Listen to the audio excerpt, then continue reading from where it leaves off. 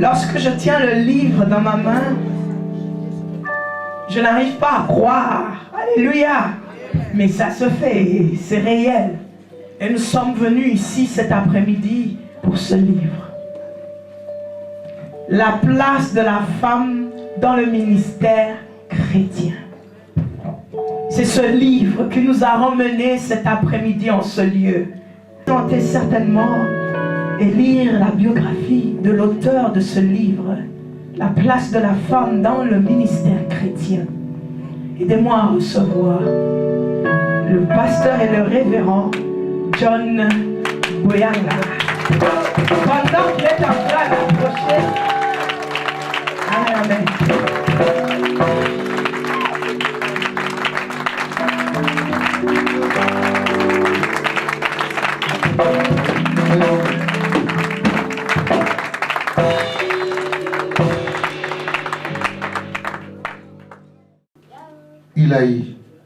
Il a un diplôme d'école Emmaüs par correspondance. Le docteur Jules Maël Tangata est détenteur d'un diplôme de licence en théologie pratique. Il a une maîtrise en théologie de Bangor University One et aussi une deuxième maîtrise en théologie pratique aussi de Trine Bible University. Il est présentement en train de faire son doctorat en leadership stratégique. Un de nos collègues. Amen. Quelle est sa vie ministérielle? Le docteur Gilles avait reçu son appel pour le ministère sacré quand il était dans les assemblées de Dieu au Zaïre en 1992. Et c'est là qu'il a eu l'autorisation des aînés pour l'exercice du ministère. C'est là par les positions de main et sanctionné par tous les documents relatifs à la célébration. En 2002, Décrit. C'est clair, non? C'est très bien décrit. Autant de vertus, autant de valeurs. Vous allez m'aider à recevoir. Alléluia. Le docteur Jules lui-même. Pendant qu'il est en train de s'approcher, l'homme du jour.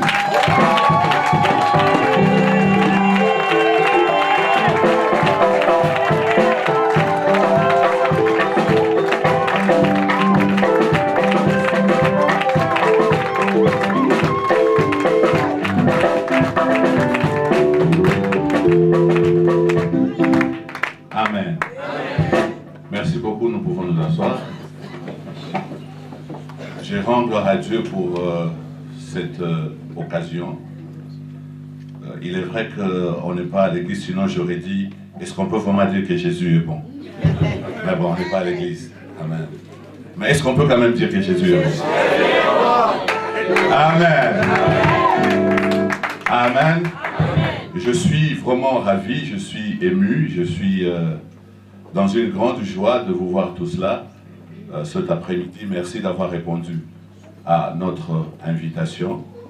Je rends de multiples actions de grâce à l'Éternel notre Dieu qui a rendu cette soirée possible. J'ai été très ému cet après-midi quand je suis rentré à la maison et lorsque mon père dans la foi, l'apôtre Dany, m'a appelé pour lui indiquer comment arriver à cet endroit. J'ai dit à ma femme, j'ai senti les larmes dans mes yeux. Parce que cet homme, c'est cet homme qui m'a connu lorsque personne d'autre ne me connaissait. Lorsque je ne prêchais pas, lorsque je n'étais rien, comme on dit en hébreu, Katan. Il m'a connu, il a cru en moi, il a investi la grâce que Dieu a mise en lui dans ma vie et il m'a consacré dans le ministère et quand il m'a dit qu'il va être là, ça m'a honoré énormément.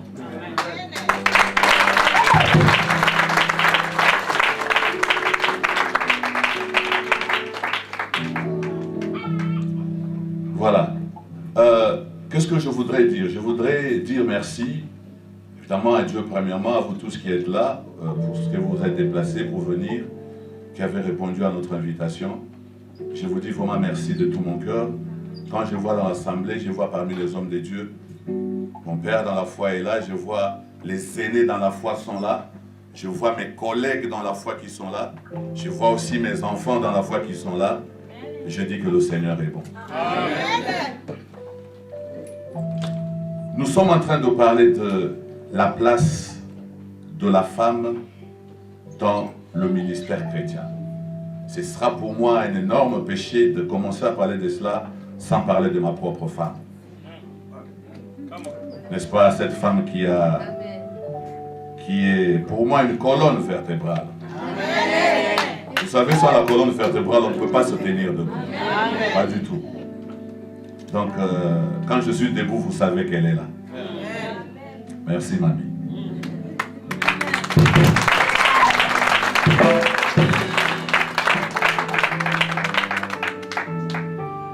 Aussi, très important, je voudrais dire merci à Tyrannus Bible College, parce que je crois que cette institution a joué une part très énorme dans ma vie. C'est vrai.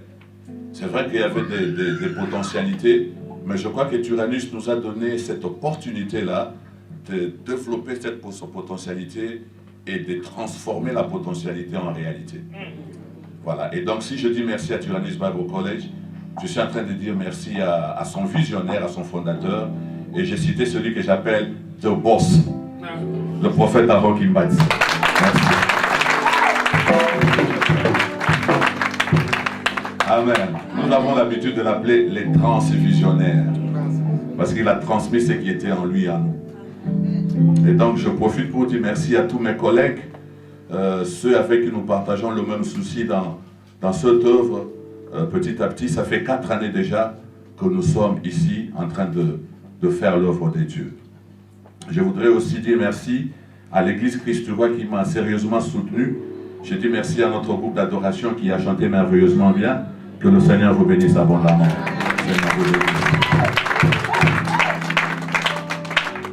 Évidemment, à Gospel, je dis merci. À Eden, je dis merci. À Joseph et à Genesis, merci pour votre soutien. Alors, pourquoi est-ce que nous avons écrit ce livre, La place de la femme dans le ministère chrétien? En réalité, bien aimé, ce livre n'est pas le premier que nous avons écrit. Je crois que mes amis très proches qui sont ici, mon épouse aussi, savent que nous avons déjà écrit un livre. Nous ne l'avons pas publié, mais il était fin prêt pour être publié. Et je crois que j'avais exploité mon travail de mémoire, de fin d'études. Et donc, je crois que le docteur Romuald Adela, je lui ai même envoyé une interview, parce que ça parlait un peu de la foi chrétienne et aussi de la médecine. Et alors que je me préparais à publier ce livre, c'est alors que le Seigneur a mis dans mon cœur de changer le plan et de parler de la femme et du ministère. Alors, pourquoi j'ai écrit ce livre? Premièrement, parce qu'il y a concours d'événements et de circonstances. J'ai dit tout à l'heure l'interpellation du Saint-Esprit dans mon cœur, mais aussi l'attitude que j'ai remarquée dans la vie de mes étudiantes pendant que j'étais en train de donner le cours sur le ministère des femmes. Ça fait 4 ans que j'enseigne à Tyrannus Bible College, et parmi le cours que je donne un cours qui s'intitule « Les femmes dans le ministère ». Et pendant que je donne ce cours, je remarque que beaucoup de femmes, et parmi elles, il y en avait qui étaient déjà dans le ministère, qui avaient une attitude inquiétante, de mon point de vue. Ça, c'est le feedback que j'ai reçu de leur attitude inquiétante, parce que il y avait quelque chose qui manquait dans leur leadership, une sorte de confiance en elles-mêmes qui manquait. Il y avait un peu de doute dans leur leadership. Ça, c'est la première chose. La deuxième chose, c'est un documentaire que j'ai vu sur Internet qui m'a interpellé. Et ça, c'était en France. Peut-être certains d'entre vous ont aussi vu ce documentaire, où une femme servante de Dieu de notre pays, du Congo, qui avait décidé de fermer l'église qu'elle dirigeait et de présenter ses excuses aux brebis qu'elle était en train de conduire pour leur dire « Je m'excuse parce que maintenant on m'a convaincu qu'en tant que femme, je n'ai pas le droit de conduire le brebis de Dieu. » Et donc, elle a présenté ses excuses aux brebis de Dieu et elle a fermé l'église. Ça, c'est quelque chose qui m'avait vraiment touché. Alors, une autre chose, c'était quoi? C'était, j'ai un attachement assez sérieux pour l'enseignement dans l'église. Je me pose souvent des questions, comment et pourquoi. Quand j'interroge les Écritures, j'aime savoir le comment et le pourquoi. Et voilà comment, en questionnant les Écritures sur ce domaine, ça m'a poussé à écrire. La dernière chose, c'est aussi le leadership, parce que, comme a dit le professeur John, nous sommes en train de faire un doctorat en leadership stratégique, et donc le professeur qui nous a pris, notre papa qui nous a adoptés, il a éveillé en nous un intérêt pour le leadership. Vous savez, bien aimé, la force d'un pays n'est pas dans le sous-sol, non. Ni dans l'or, ni dans l'argent de ce pays, non. La force de tout pays et de toute organisation humaine réside dans les hommes et les femmes qui sont dans ce pays. Lorsque vous ne savez pas bien gérer le personnel que Dieu vous donne, vous pouvez avoir de l'or et de l'argent, vous n'en ferez rien. Alors nous avons remarqué quelque chose, c'est que l'Église aussi n'a pas bien géré son personnel, et en particulier le personnel féminin. Vous allez remarquer lorsque les femmes ou les filles viennent à l'église, nous avons tendance à les orienter vers le chant ou vers l'intercession. Ce n'est pas que les chants soient mauvais ou que l'intercession soit inférieure à autre chose. Mais est-ce que nous pensons sincèrement que parmi ces femmes, il n'y en a pas qui ont été appelées au ministère? Voilà les choses qui ont réveillé mon attention et qui m'ont vraiment interpellé à écrire ces livres. Quels sont les objectifs que nous poursuivons en écrivant ces livres? D'abord, nous voulons apporter notre modeste contribution dans l'argumentation de ceux qui croient et soutiennent le ministère de la femme. Nous voulons apporter une petite argumentation de plus pour ceux qui croient et soutiennent le ministère de la femme.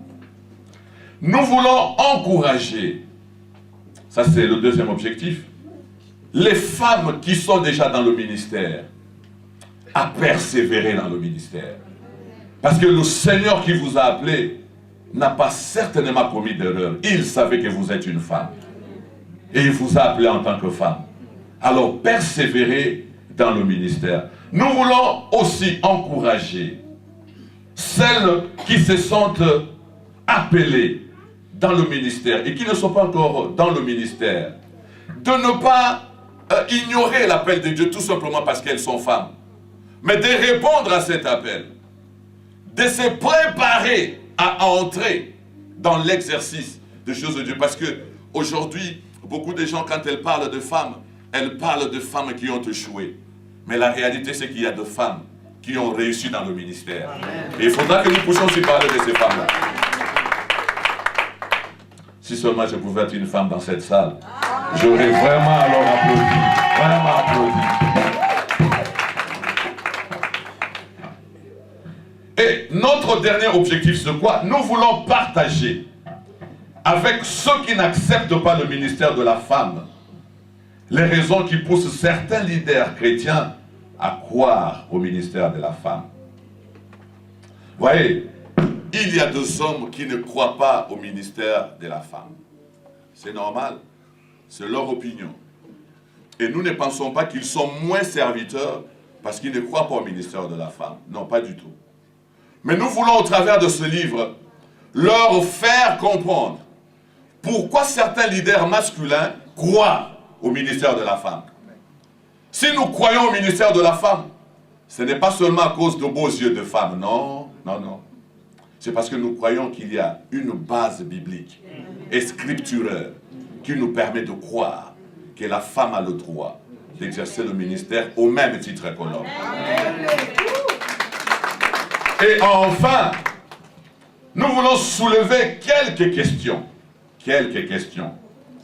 qui semblent ne pas avoir de réponse très claire et tranchante, lorsqu'on s'oppose de manière catégorique et absolue au ministère de la femme. Lorsqu'on s'oppose de manière catégorique et absolue au ministère de la femme, il y a certaines questions auxquelles il faut répondre. Et ce sont des questions capitales que nous avons relevées dans ces livres. Les gens qui ne croient pas au ministère de la femme doivent essayer de nous répondre à ces questions-là et expliquer ces choses. Voilà. La troisième chose, c'est comment avons-nous approché ces sujets? Nous avons une erreur qui s'est faite, non seulement dans notre communauté, comme l'a dit Maman Mylène, aussi le pasteur qui m'a précédé. Lorsqu'on essaye de trouver une solution au problème du ministère de la femme, beaucoup d'auteurs et beaucoup de ministres commencent à partir d'Aaron et de Moïse. Ils disent, on a dit au fils d'Aaron, pas aux filles d'Aaron. Ils disent aussi, il n'y a pas eu de sacrificatrices. Il y a eu seulement de sacrificateurs. Ils ont raison. Mais seulement ils ont commencé la démarche à mi-chemin. Lorsque vous commencez à partir d'Aaron et de Moïse, vous êtes déjà à mi-chemin. Lorsque nous étudions très bien notre Bible, nous trouvons 4 grandes dispensations. Nous avons la dispensation d'innocence, n'est-ce pas, avec Adam et Ève. Nous avons la dispensation de la conscience, avec Caïn et Abel. Nous avons la dispensation de la loi, avec Moïse. Et nous avons la dispensation de la grâce, avec Jésus. Voilà. Maintenant, lorsque nous voulons trouver une solution au problème du ministère de la femme, et que vous commencez à parler à partir de Moïse, ça signifie que vous avez déjà sauté 2 dispensations. Nous devons donc revenir. Voilà pourquoi le Seigneur Jésus avait l'habitude de dire, il n'en était pas ainsi. Où ça? Au commencement. Et le commencement, c'est quoi? Le commencement, c'est la dispensation d'innocence avec Adam et Ève. Voilà pourquoi lorsque vous lisez Genèse chapitre 1, vous commencez à partir du verset 27 et vous descendez jusqu'à la fin, verset 30. La toute première fois lorsque Dieu remet la responsabilité à l'homme, il remet cette responsabilité et à l'homme et à la femme de manière égale et égalitaire. Évidemment, c'est après que le péché entre. Et lorsque le péché entre, c'est alors que Dieu va abandonner sa volonté parfaite et donner place à sa volonté permissive. Dieu va maudire le serpent, il va maudire l'homme et il va maudire la femme. Je laisse la malédiction du serpent et de l'homme, je parle de la malédiction de la femme. 4 choses. Premièrement, elle aura sa grossesse dans la douleur. Elle enfantera dans la souffrance. Troisièmement, ses désirs se porteront vers son mari. Quatrièmement, celui-ci dominera sur elle. Écoutez frères, au commencement, l'homme ne dominait pas sur la femme. Dominer sur la femme était une malédiction que le Seigneur avait prononcée sur la femme suite au péché. Amen. Amen. Et vous allez remarquer une chose. Parmi les 4 malédictions prononcées sur la femme, les 3 premières malédictions viennent de manière automatique. Seule la 4e doit être opérée par l'homme. Dominer sur la femme, c'est l'homme qui doit dominer sur la femme. Alors, nous savons maintenant qu'après cette dispensation, beaucoup de choses vont arriver jusqu'à ce que nous allons atteindre la dernière dispensation, c'est-à-dire le Seigneur Jésus vient. Et lorsque le Seigneur Jésus vient, qu'est-ce que le Seigneur vient faire? Le Seigneur vient justement réparer le péché d'Adam et Ève et restaurer l'homme et la femme dans la position initiale. Voilà pourquoi Jésus disait, il n'en était pas ainsi. Nous devons rentrer comme au commencement. Voilà. Le travail de la croix, c'était le travail de la restitution. Le travail de la croix, c'était un travail de la restauration où Jésus devait finalement payer le prix parfait et remettre l'homme et la femme dans cette position qu'ils avaient dans le jardin d'Éden. Et comme évidence, le jour de la Pentecôte. Le jour de la Pentecôte, le Saint-Esprit doit descendre sur ceux qui vont être les témoins de Jésus, sur ceux qui vont être des serviteurs de Dieu. La seule qualification pour servir Dieu, c'est avoir sur sa vie le Saint-Esprit. Je suis absolument certain que si les hommes de cette époque savaient avec exactitude le jour et l'heure où le Saint-Esprit descendra, ils auraient dit aux femmes de sortir d'abord. Je suis absolument certain, ils auraient dit aux femmes, sortez d'abord, parce qu'il y a des choses importantes pour nous les hommes. Après vous allez revenir. Mais que la gloire soit rendue à l'Éternel, qui n'a pas permis que l'homme intervienne dans son plan. Et le Saint-Esprit va venir de manière inopinée, de manière non avertie. Et lorsque le Saint-Esprit vient, il surprend tout le monde, et les hommes et les femmes. Et tous sont remplis du Saint-Esprit. Et moi je pose une question simple dans ce livre. Est-ce qu'il y avait une différence de couleur sur les langues de feu qui étaient posées sur les hommes et sur les femmes? Est-ce que nous pouvons dire que les langues de feu sur les hommes étaient bleues et les langues de feu sur les femmes étaient roses? Est-ce qu'on peut dire ça? Langue de feu, c'est langue de feu. Langue de feu, c'est langue de feu. Et sur l'homme et sur la femme. Ils étaient tous remplis du Saint-Esprit pour être des témoins de Jésus.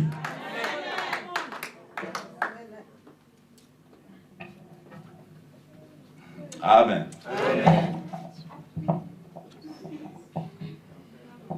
Voilà. Lorsque nous continuons dans l'église, moi je comprends, lorsque les gens sont en dehors de Jésus et que ces hommes dominent sur les femmes, je comprends qu'ils sont encore dans la malédiction, n'est-ce pas? Mais lorsque nous sommes dans le Seigneur, nous comprenons que Jésus est la fin de la loi. Il est venu nous enlever, nous ôter de la malédiction. Voilà pourquoi, et je voudrais terminer par là, l'avant-dernière chose que je vais dire. Lorsque Jésus meurt à la croix, Jésus va faire, il va enlever 4 séparations. La première séparation, c'est l'inimitié qui était entre l'homme et Dieu. Jésus va l'enlever. La deuxième séparation, c'était la séparation qui était entre le juif et le païen. Jésus va l'enlever. Il dit, maintenant donc, il n'y a plus ni juif, ni grec. La troisième séparation que Jésus va enlever, c'est la séparation entre l'adorateur et les sacrificateurs. Parce que vous savez, ce n'était pas tout le monde qui avait le droit, n'est-ce pas, de sacrifier. Mais avec Jésus, il a fait de nous un royaume de sacrificateurs. Et la dernière séparation que Jésus va enlever, c'est la séparation entre l'homme et la femme. Voilà pourquoi quand il parle à la femme samaritaine, il dit, you don't understand those things. Le temps vient où ce n'est plus qu'une question de montagne, ou de Jérusalem, ou de la chair, non. Parce que ceux qui vont adorer Dieu, en d'autres termes, ceux qui vont servir Dieu, ils vont le faire en esprit et en vérité. C'est-à-dire, lorsque vous naissez de Dieu, vous naissez d'esprit. Est-ce qu'il y a des femmes nées de nouveau ici? Mais alors. Amen. Lorsque aujourd'hui, frères, dans l'église, nous voulons ramener la femme dans le dernier plan, ça signifie que nous sommes en train de remettre en cause l'œuvre de la croix. Et ça, c'est sérieux. Et c'est pourquoi nous nous lèvons. Lorsque les gens disent que la femme est encore sous la malédiction, la femme ne peut pas prêcher, la femme ne peut pas enseigner, ça signifie que ces gens croient que l'œuvre de la croix n'a pas été parfaite. Or, nous savons une chose. Le roi avait déclaré que tout est accompli. Voilà pourquoi lorsque vous regardez ce livre, et là je suis vraiment à la fin, vous voyez la couverture, nous avons un globe, et puis nous avons la main d'une femme qui tient la main d'un homme. C'est tout simplement dire, dirigeons le monde ensemble. Alors quelqu'un me demande, pasteur, et le fil rouge là, ça signifie quoi? Je dis ça, je ne sais pas. Que le Seigneur vous bénisse.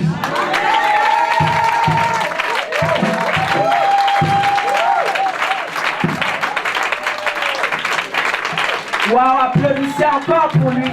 Applaudissez encore pour lui. Applaudissez. Hey. La femme est dans la salle, oui ou non?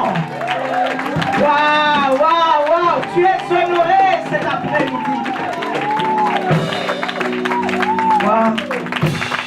Merci, docteur. Si nous pouvons nous asseoir. Aussi, l'apôtre docteur Gilles, Yofanda pour signer.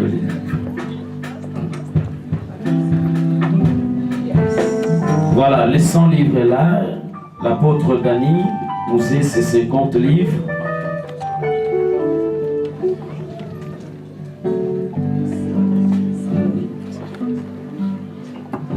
Gloire au Seigneur. 50. Merci, pasteur, c'est pour 50 livres. Que le Seigneur vous bénisse. Papa, on doit signer ça, l'homme de Dieu. On doit signer ça. Ok. Apôtre, de 50 livres. Oui, on a besoin de signer bien. Est-ce qu'il y a quelqu'un pour écrire les noms de payer correctement? Merci. Dans l'apôtre, il donne après. Maman, vous écrivez l'apôtre.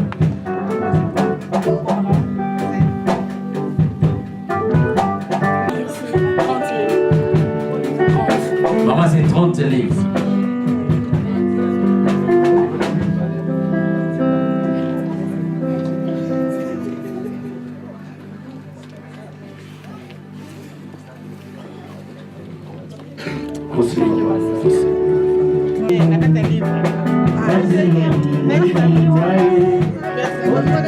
Vous pouvez acheter pour votre soeur qui est dans le ministère. Merci maman. Pour 20 livres, que Dieu bénisse.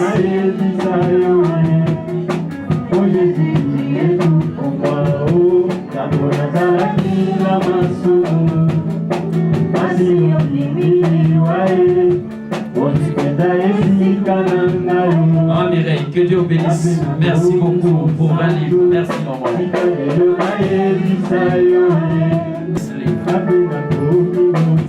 Et pour